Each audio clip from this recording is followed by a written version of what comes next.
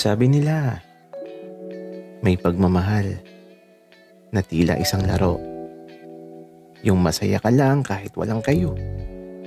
Kumbaga, di naman talaga seryoso.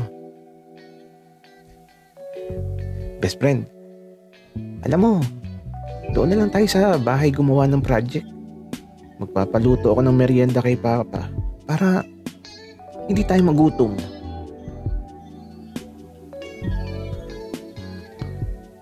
Okay, sige. Pupunta na lang ako ng maaga sa inyo para matapos din tayo ng maaga.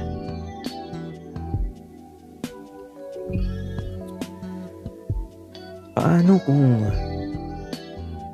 may isang tukso? Ikaw ba yung best friend ng kapatid ko?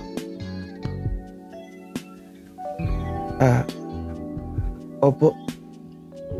Sino po kayo? Ako ang kuya niya. Teka lang. Dito ka muna sa kwarto ko habang wala pa si Bunso.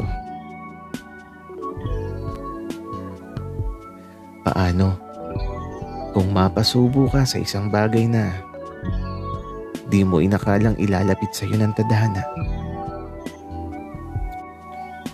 Huwag ka nang mahiya. Tikman mo na.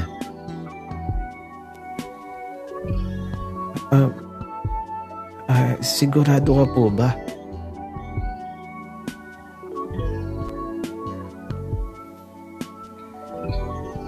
Ayaw ka pa ba?